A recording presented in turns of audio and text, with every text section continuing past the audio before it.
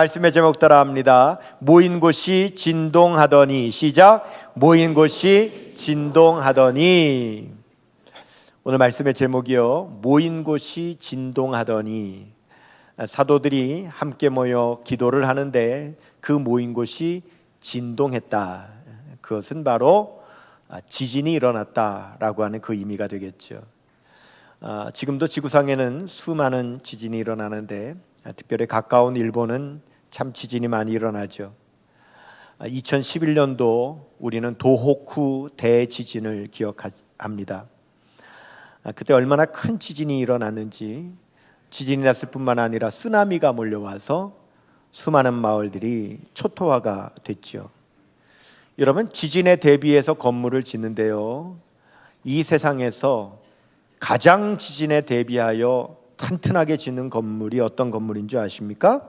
원자력 발전소죠. 그런데 그 도호쿠 대지진 때 일본 원자력 발전소가 폭발할 정도로 그 지진은 어마어마한 지진이었습니다.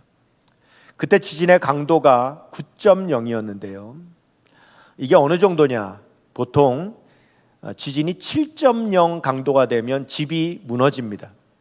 그러면 그보다 2 높은 9.0은 이 숫자 2가 아무것도 아닌 것이 아니라 7.0보다 2000배가 강력해야 9.0이 되는 겁니다.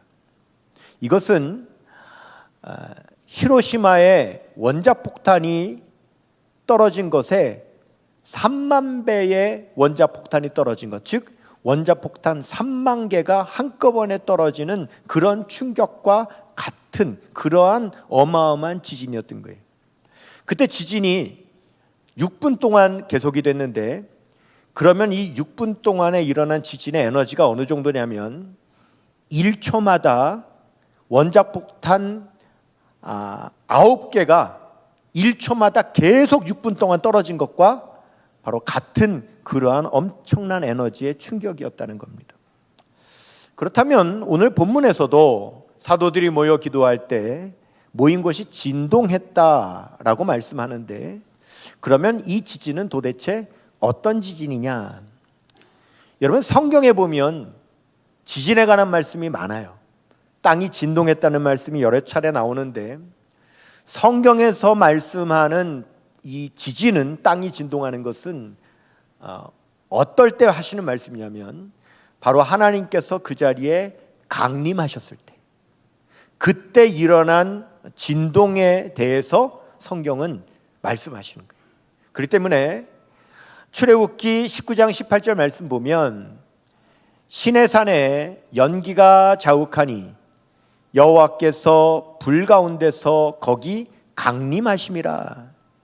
그 연기가 온기가마 연기같이 떠오르고 그 온 산이 크게 진동하며, 이렇게 말씀하고 있어요. 하나님께서 강림하시면 진동이 일어난다는 거죠. 이사야서 6장 4절에도 이같이 화답하는 자의 소리로 말미암아 문지방의 터가 요동하며 성전의 연기가 충만한지라. 성경은 하나님께서 강림하실 때에 일어나는 그런 지진과 진동을 말씀하기 때문에 오늘 사도들이 모여 기도하는데 모인 곳이 진동했다는 것은 바로 그 자리에 하나님께서 성령으로 강림하셨기 때문에 이런 지진이 일어났다는 것을 말씀하는 겁니다. 지난 시간에 베드로와 요한이 유대 종교 권력자들에게 체포당해서 감금당하고 또 신문당했습니다. 그리고 위협받았지요. 예수님의 이름으로 더 이상 복음 전하지 말아라. 그럴 때에 이 베드로와 요한이 굴하지도 않았고 그들이 더 이상 비난할 말이 없기 때문에 결국 풀어줬어요. 근데 이렇게 풀어줬을 때 이 베드로와 요한이 누구에게 갔느냐? 오늘 본문 말씀 23절에 보면 동료들에게 갔다, 이렇게 말씀합니다. 동료, 이것은 바로 베드로와 요한과 같은 다른 사도들을 말하는 거죠. 그래서 지금 베드로와 요한과 이들이 함께 모여 기도하는 것은 누구의 기도냐면 바로 사도들의 기도입니다. 이 사도들이 모여서 기도할 때 바로 이런 진동이 일어났다라고 말씀하는 거죠. 그런데 이 사도들의 기도를 오늘 읽어보면 기도의 내용이 너무 감동적이에요. 여러분, 제가 읽어도 감동적이에요. 근데 이 기도가 저에게 한 기도가 아니잖아요. 하나님께 드린 기도잖아요. 하나님께서도 이 기도가 얼마나 감동적이셨는지 하나님은 그 기도에 그 자리에 성령으로 강림하셨고 그 자리에 땅이 진동하는 그런 역사가 일어나게 되었다라고 말씀하는 거죠.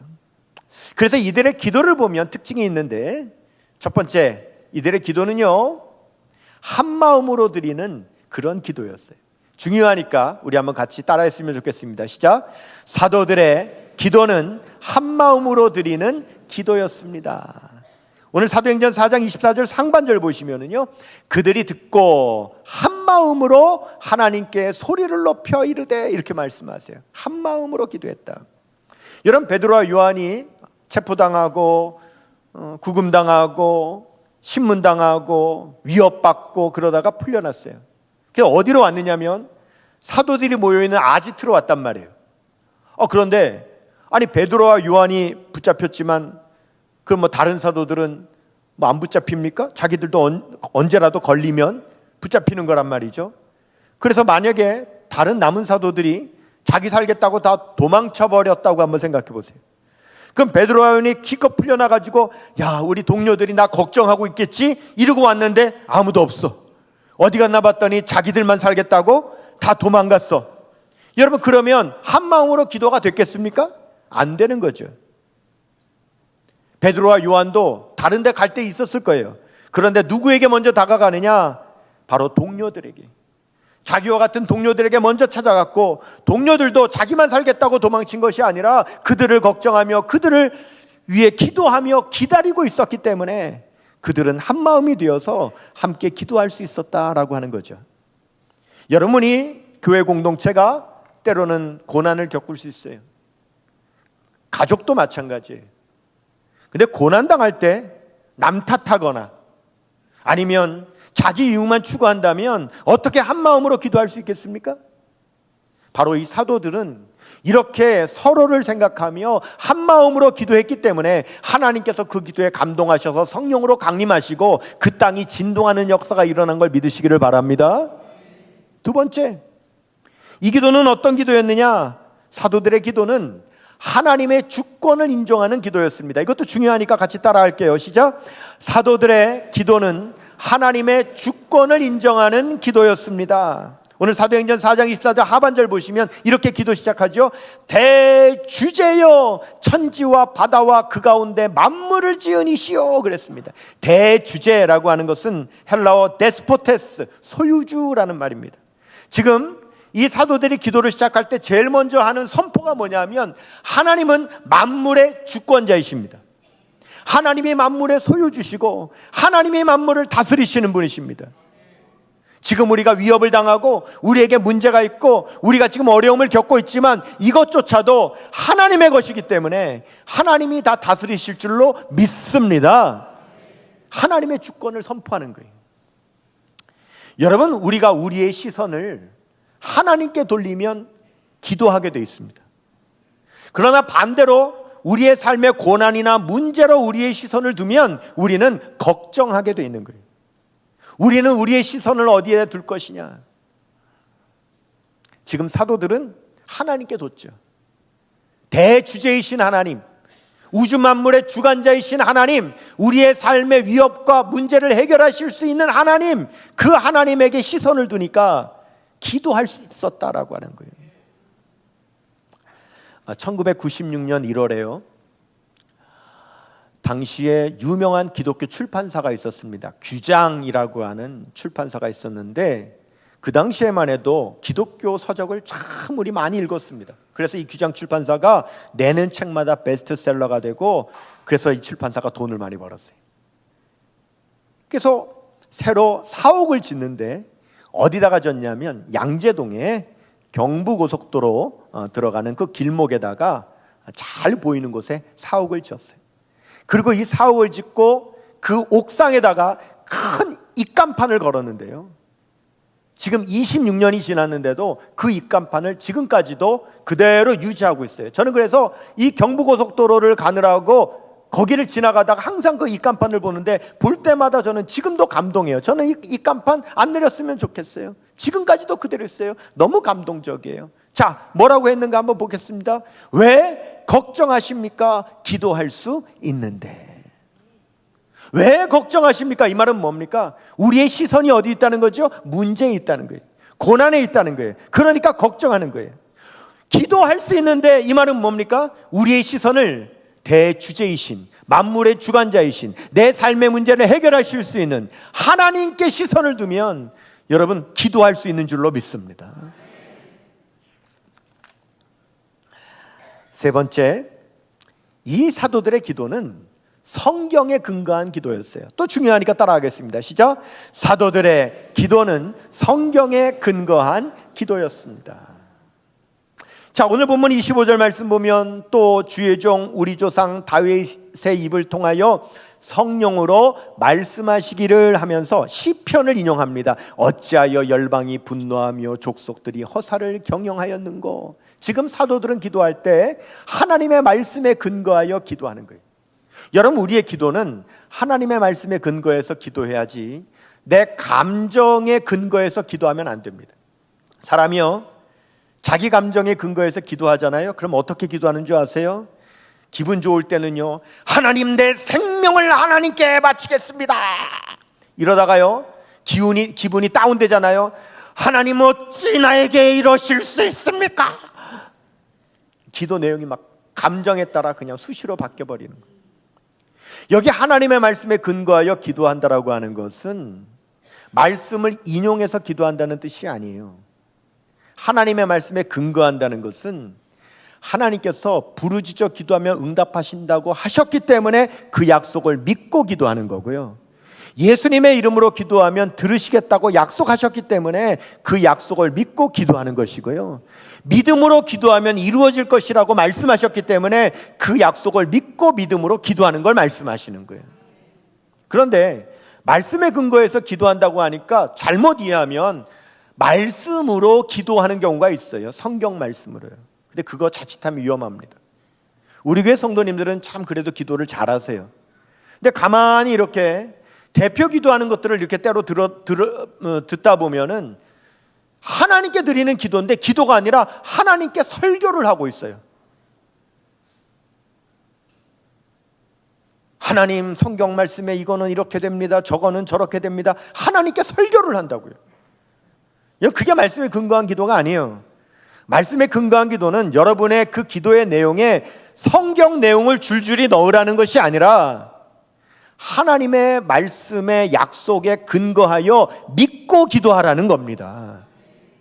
지금 사도들은 하나님의 말씀에 세상의 권세자들이 위협하고 공격한다 할지라도 하나님께서는 보호하신다고 말씀에 약속하셨기 때문에 우리가 그 약속의 말씀을 믿습니다 라고 그런 근거로 기도하는 거예요.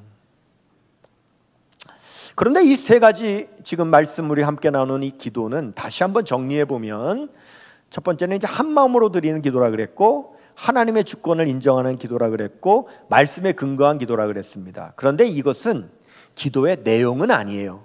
여러분 보세요. 한 마음으로 드리는 기도가 기도의 내용은 아니잖아요. 이것은 기도의 그릇이에요. 그릇. 그러니까 우리가 하나님 앞에 기도할 때 이런 기도의 그릇을 마련해야 되는 거죠. 한 마음으로 기도하고, 하나님의 주권을 인정하는 기도를 하고, 또 말씀에 근거한 기도를 하는 기도의 그릇을 만드는 거예요. 그리고 이 안에다가 기도의 내용을 담는 거죠. 그러면 사도들은 어떤 내용을 담아서 기도했느냐? 첫째는 위협으로부터 보호하여 주시옵소서, 이렇게 기도했어요. 중요하니까 따라하겠습니다. 시작. 위협으로부터 보호하여 주옵소서. 사도행전 4장 29절 상반절 보면 주여 이제 또 그들의 위협함을 굽어보시옵고 그랬어요. 삶에 수많은 위협이 있어요. 어려움이 있어요. 고난이 있어요. 환난이 있어요. 우리는요, 여러분, 이 모든 삶의 어려움들을 하나님께서 그것들로부터 우리를 보호해달라고 기도하셔야 되는 줄로 믿습니다. 여러분, 하나님이 보호하시는 거예요. 우리 2박 3일 동안 도초도로 우리 집중전도 여행 다녀왔는데요. 저는 이 집중전도 여행을 통해서 그 도초도가 복음화가 되고 그 도초도에 있는 교회들이 부흥하고, 물론 당연히 그 기도도 하지만 그런 기도가 저의 1순위 기도가 아니에요. 저의 1순위 기도는 뭐냐면 그 먼 곳을 가서 2박 3일 동안 있다 오는 우리 모든 성도님들이 안전한 게 저의 1순위입니다. 우리 성도님들이 어려움 겪지 않는 게 저의 1순위예요. 가서 시험 들지 않고 은혜만 받고 오는 게 저의 1순위 기도입니다. 여러분, 우리가 세상에 수많은 위험과 위협들이 있을 때 하나님 그것들로부터 보호해달라고 우리가 기도하는 그 기도가 우리에게 얼마나 중요한 기도인지 몰라요.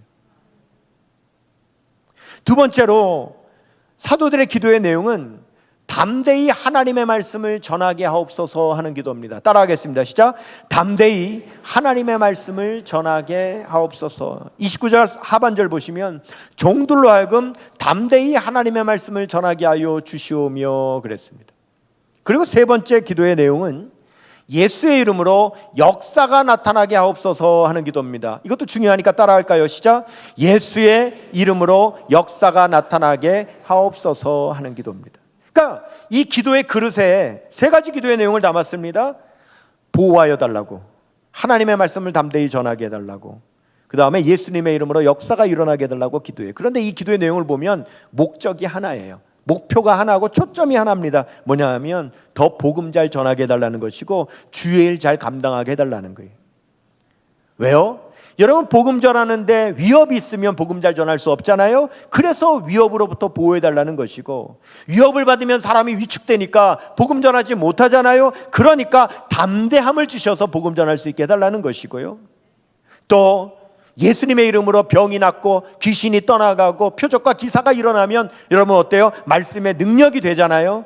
그래서 말씀도 잘 전할 수 있도록 하나님의 역사가 나타나도록 해달라고 기도한다는 거죠. 이번에 우리 2박 3일 동안 전도여행 다녀온 거 여러분들이 2박 3일의 내용을 단 2분 30초로 그렇게 요약된 모습을 보셨습니다. 전라남도 신안군 도초도 정말 멀어요. 목요일날 출발할 때요, 오전 6시에 교회 앞에서 버스 타고 출발을 했는데요, 목포에 내려서 다시 쾌속선배를 타고 1시간을 다시 들어가서 섬에 도착했을 때 오후 2시가 넘었어요. 그러니까 꼬박 8시간이 더 걸려서 간 거예요. 굉장히 멉니다. 그런데 그 먼 길을 다녀왔는데 그곳에서 경험한 우리 성도님들의 그 목격과 그 경험은 너무너무 큰 은혜가 된 겁니다. 너무 큰 은혜를 받고 왔어요. 그 도초도는 한 3,000명 정도 주민이 있는데요, 섬이잖아요. 고립돼 있잖아요.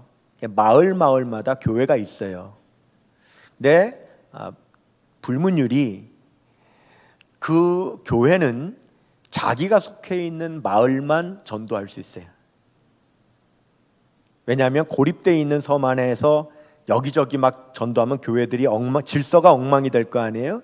그래서 교회마다 마을마다 교회가 하나씩 있고, 이왕이면 그 교회는 그 마을만 전도하도록 돼 있는 거예요. 세 개의 선결교회, 다른 교단의 교회도 있지만 세 개의 선결교회가 있어서 이번에 우리가 가서 세 교회로 나눠져서 거기서 같이 전도하고 또 마을 잔치를 하고 이제 그렇게 온 거죠. 그런데 거기 계시는 교회마다 목사님, 사모님들이 여러분 그 마을 주민 전도하려고 그동안에 얼마나 노력했겠습니까? 마을 부락이 크지도 않아요. 한 마을은요, 마을 교회가 있는 마을 전체가 17가구예요. 그러니 목사님, 사모님이 매일 가서 전도해도 마을 주민들 매일 전도할 수 있어요. 그런데 아무리 해도 안 되잖아요. 그분들이 전도를 안 해서가 아니라, 능력이 없어서가 아니라, 사실은 여러분 같이 살면은요, 오래되면 전도하기가 어려운 거예요. 그런데 그렇게 목사님, 사모님, 성도들이 전도해도 수십 년을 해도 안 되는 분들이 놀랍게 우리가 단 2박 3일 갔다 오는데 우리를 만났을 때 그분들이 마음을 열고 교회를 나오는 거예요. 기적이죠.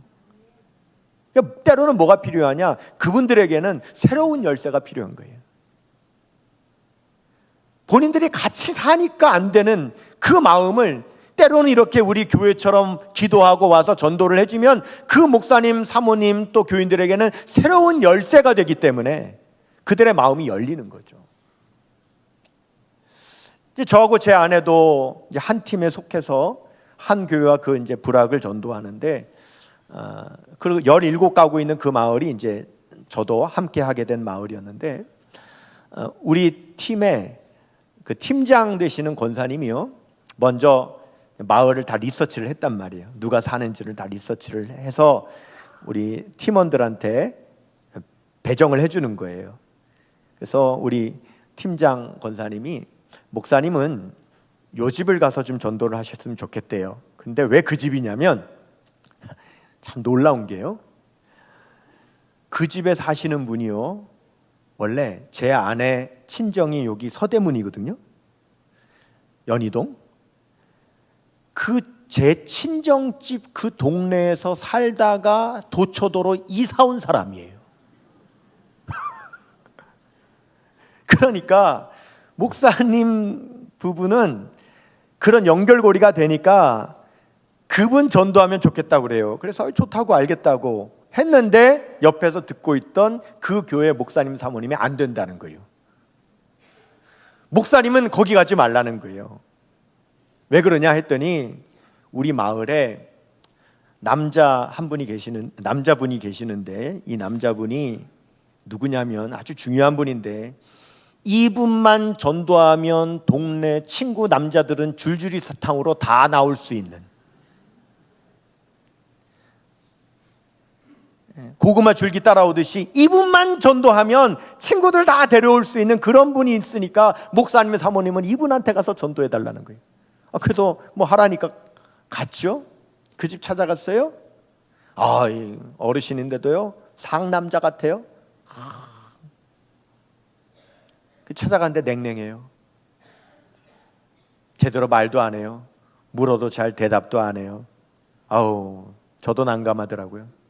제 아내가 옆에서 얼마나 간절하게 중보하며 기도했겠어요. 마음이 안 열려요. 뭐가 대화가 되려면 마음이 열려야 되는데 안 열리는 거죠. 저도 속으로 기도하다가 이렇게 말을 꺼냈어요. 어르신, 저는 저의 아버지가, 저희 부친께서 35세 돌아가셨습니다. 제가 기억하는 저의 아버지는 항상 30대의 젊은 모습의 아버지를 기억하고 있어요. 근데 만일 저희 아버님이 병들지 않고 건강하게 사셨다면 지금까지도 분명히 살아계실 텐데, 지금 저희 아버지께서 살아계시다면 어떤 모습이실까 늘 궁금했습니다. 저희 아버님은 44년생이신데요. 실례지만 어르신은 몇 년생이세요? 그랬더니 44년생이시라는 거예요. 저희 아버님과 갑장이시군요. 만일 저희 아버님이 건강하게 지금까지 살아계셨다면 꼭 어르신 모습 같았겠습니다.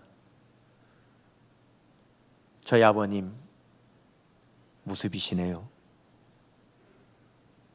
저희 아버님이 어르신 모습 같으셨겠네요. 제가 오늘 아버지를 뵙는 것 같습니다. 그 마음이 열려요. 그리고 이렇게 저렇게 대화를 합니다. 근데도 잘 대답은 안 하세요. 아주 무뚝뚝하시죠. 마지막에 기도를 해드리는데, 아까 영상에도 사실은 제가 기도하는 모습이 잠깐 나왔습니다마는, 기도를 하는데 그 상남자 같은 그 남자분의 눈에서 눈물이 떨어져요. 그리고 한 15분 정도 대화하다가 헤어졌습니다. 그리고 저는 주일날 예배가 있기 때문에 저는 다음날 잔치까지 못하고 저는 금요일날 밤 거의 자정 다 돼서 올라왔어요. 주일 준비하느라고요. 다음날 마을 잔치가 마을마다 벌어졌는데 교회에서요, 그 교회 목사님한테 저한테 전화가 온 거예요. 낮에 목사님, 우리 교회에서 지금 마을잔치 하는데 그 어르신이 나오셨다는 거예요. 마을잔치에 나오셨다는 거예요. 그런데 나오자마자 저부터 찾는다는 거예요. 왜냐하면 제가 간 줄을 모르잖아요. 있는 줄 알고 저부터 찾는다는 거예요. 그래서 목사님은 좀 교회 때문에 먼저 올라가셨다고 너무 아쉬워하더라는 거예요. 그러니까 목사님이 그분한테 좀 전화 좀 한번 걸어달라는 거예요. 그래서 전화번호를 주길래 제가 전화를 걸었습니다. 근데 여러분, 제 번호를 그분이 모르잖아요. 핸드폰에 낯선 번호가 찍힌 거잖아요. 여러분, 또 낯선 번호로 전화 오면 받을 때 상냥하게 받게 잘 안 됩니다. 그냥 그분도 퉁명스럽게 전화를 받죠. 누군지 모르니까. 안녕하세요. 제가 어제 뵀죠. 저 역청교회 권영기 목사입니다. 그랬더니요, 저 깜짝 놀랐어요. 이분이 어제 잠깐 뵀던 그분이 아니라 무슨 저하고 옛날에 강원도에서 오래 신앙생활 했었던 성도님하고 통화하는 줄 알았어요. 제가 권영기 목사입니다. 그랬더니 아이고 목사님! 아이고 오늘 갔는데 목사님 만날 줄 알았는데 못 만나가지고 아이고 얘기 들어보니까 뭐 교회 일 때문에 먼저 올라가셨다고 하면서 한 수십 년 만난 분 같아요. 놀라워요. 어떻게 그렇게 마음이 열려서 저를 그렇게 반갑게 통화를 하는지요. 이제 그분이 교회 나가서 신앙생활을 하고 천국 가시는 거는 저의 몫은 아니죠. 이제는 그 교회 목사님, 사모님이 하실 일이고 성령께서 하실 역사죠. 이건 하나의 예에 불과합니다. 우리 전도팀이 다 그런 놀라운 역사를 다 경험하고 온 거예요. 왜 이런 일이 가능했느냐? 우리 전도팀이 한 마음으로 기도했기 때문입니다. 끊임없이 한 마음으로 모여 기도했습니다. 그 기도에 하나님이 감동하셔서 성령으로 임재하셔서 도초도 땅을 진동시킨 것이 아니라 그 도초도에 그분들의 마음을 진동시키신 거죠. 사도들의 기도는 하나님을 감동시킨 기도였어요. 그래서 하나님께서 임재하셨고 그 땅이 진동하는 역사가 일어났습니다. 그림 보실까요?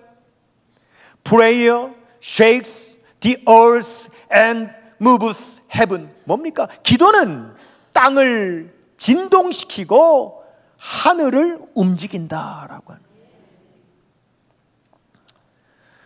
여러분, 지구예요. 1년에 지진이 몇 건 나는 줄 아세요? 수백만 건이 난답니다. 1년 동안에 지구의 지진이 수백만 건이 난대요. 그런데 사람도 못 느끼고 기계로도 감지가 안 되는 지진이 수백만 건이고요, 사람이 느낄 수 있는 지진은 13,000건 정도 나고요, 건물이 무너지는 지진이 1,300건 정도 나고요, 대재앙 수준의 지진이 1년에 한 3건 정도 난답니다. 근데 우리는 지진하면 피해만 입히는 거라고 생각하는데 그렇지 않다는 거예요. 왜냐? 여러분 보세요. 수백만 건이 1년에 지진이 나는데 재앙을 일으키는 지진은 3건밖에 안 되는 건 기적이라는 거예요. 우리 지구는 살아있는 행성이기 때문에요, 지구 안에는 엄청난 에너지가 있는 거예요. 이 지구 안에서 꿈틀거리는 이 어마어마한 에너지가요, 이 지구의 판으로 둘러싸인 안에 들어가 있기 때문에 이 에너지가 계속 스트레스를 받는 겁니다. 그런데 이것이 만일 스트레스를 못 이겨서 한꺼번에 분출하잖아요, 지구가 박살이 나버리는 거예요. 지구 안에 어마어마한 에너지가 스트레스를 받는데 그 스트레스를요 수백만 건으로 분산시켜가지고 조금씩 이렇게 수백만 건으로 나눠서 지진이 나니까 우리가 지진이 안 난 것처럼 이 지구 위에서 안정되게 사는 거지, 아니면 벌써 박살났다는 거예요. 한 번에 이 에너지가, 지구 안에 있는 에너지가 한 번에 터지면 그냥 박살이라는 거예요. 여러분, 우리가 태풍이 불면 피해도 입지만 태풍 때문에 바다가 정화되고 공기가 정화되고 하는 거 알고 계시죠? 유익이 있다고요. 지진도 마찬가지라는 거예요. 지진이 피해만 주는 것이 아니라 이 수백만 건의 지진이 나기 때문에 이 지구 안에 있는 이 어마어마한 에너지를 잘 분산되게 뿜어내게 해가지고 우리가 안정되게 살아갈 수 있는 유익을 준다는 거예요.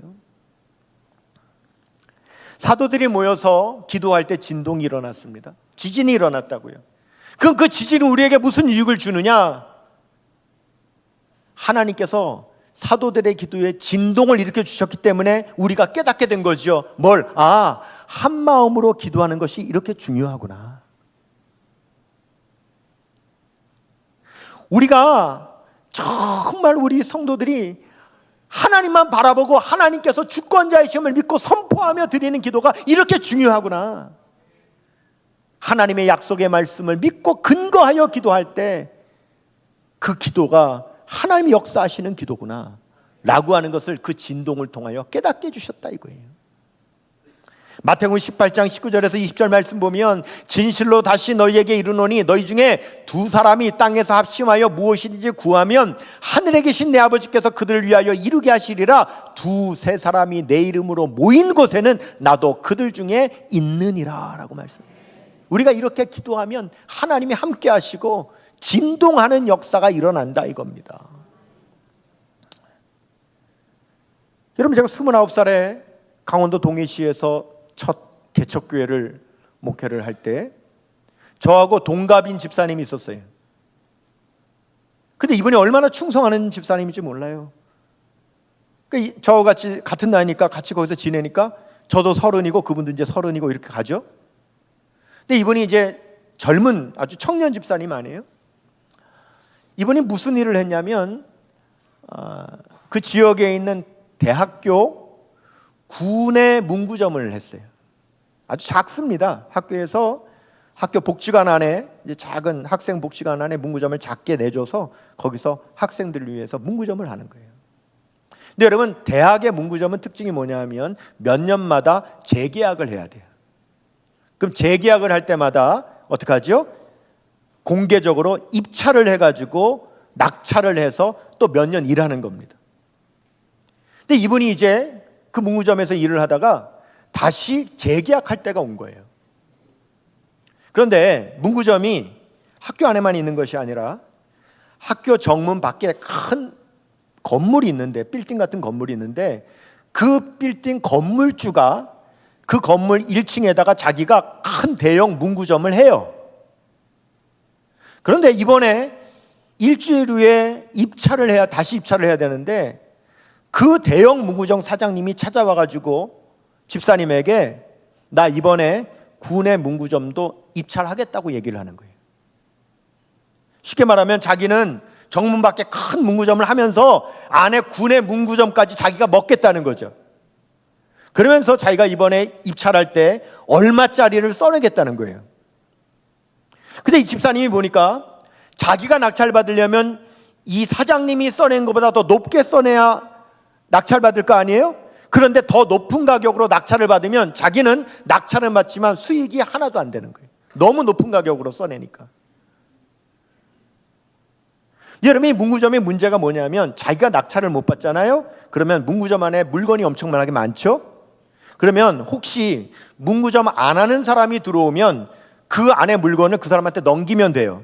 그런데 문구점을 하던 사람이 들어오면 내 물건 갖고 들어오니까 나는 물건 안 사겠다 그러면 이분은 자기 물건은 다 그냥 폐기 처분해야 되는 거예요. 엄청난 손해를 봐야 되는 거예요. 근데 이분은 바깥에서 대형 문구점을 하는 사람이니까 자기 물건 갖고 들어온단 말이에요. 그러니까 만약에 이번에 떨어지면 이 집사님은 망하는 거예요. 그냥 망하는 거예요. 그래서 절 찾아왔어요. 목사님 어떡합니까? 걱정을 해요.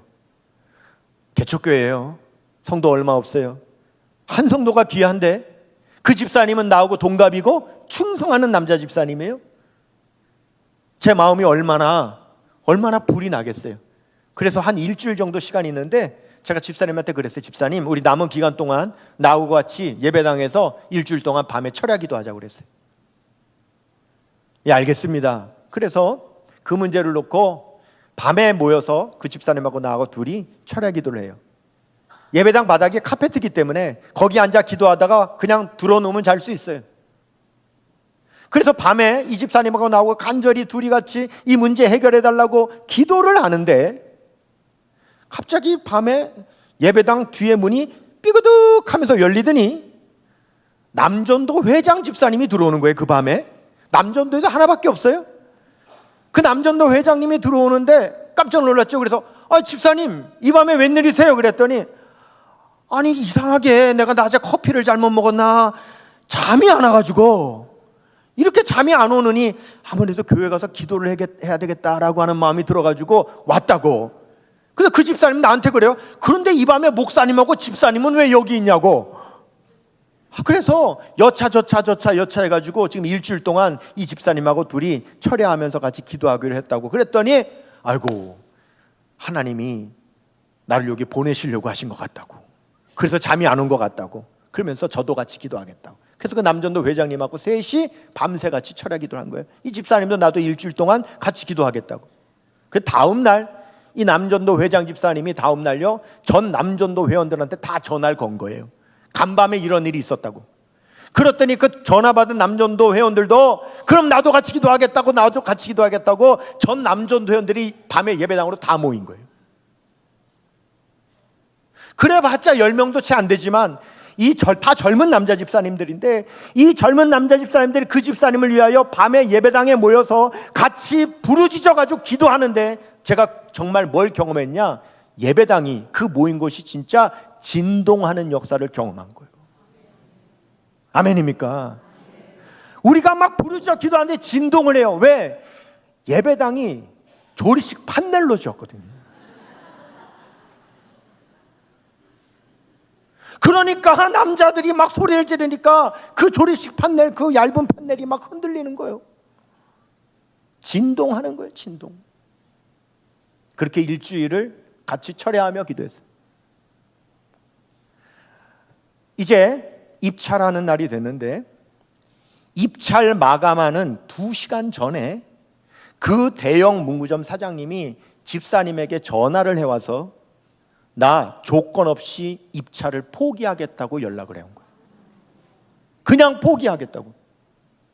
그거를 앞서서 입찰하기 전에 연락을 해왔기 때문에 이 집사님하고 그분 둘인데, 그분이 포기하겠다고 하니까 이분이 단독 입찰이 돼서 최소 입찰금만 넣어가지고 다시 낙찰을 받은 거예요. 야, 여러분 세월이 25년 흘렀거든요. 지금 25년 지난 얘기인데 그 집사님 지금도 문구점 하시거든요. 근데 어떻게 하신 줄 아세요? 지금은요 그 정문 앞에 있는 그 빌딩, 그 건물, 그 문구점 제가 말씀드렸죠? 이 집사님이 그 건물을 자기가 샀어요. 그리고 그 1층 큰 문구점 이분이 지금은 거기서 그거 자기가 경영하면서, 그리고 지금도 생활하세요. 할렐루야. 하나님은 살아계세요. 한 마음으로 기도하고 나의 삶의 모든 문제는 하나님이 해결하실 수 있다고, 하나님이 온 만물의 주관자라고 선포하고 하나님의 말씀, 약속을 믿고 믿음으로 기도하면 하나님은 감동하셔서 성령으로 임하시고 분명히 이 땅을 진동시키시는 역사가 저와 여러분 우리의 삶에도 일어나게 되는 줄로 믿습니다. 하나님은 한 사람의 기도에도 역사하시지만 함께 공동체가 드리는 기도에는 땅을 진동시켜 주시는 거죠. 너무 중요하니까 우리 한번 따라해 볼까요? 365일 기도하는 교회, 기도의 응답이 넘치는 교회, 기도의 능력으로 소문난 교회, 우리 역천성결교회. 할렐루야, 할렐루야. 우리 하나님께 영광의 박수 한번 올려드립시다. 할렐루야, 아멘.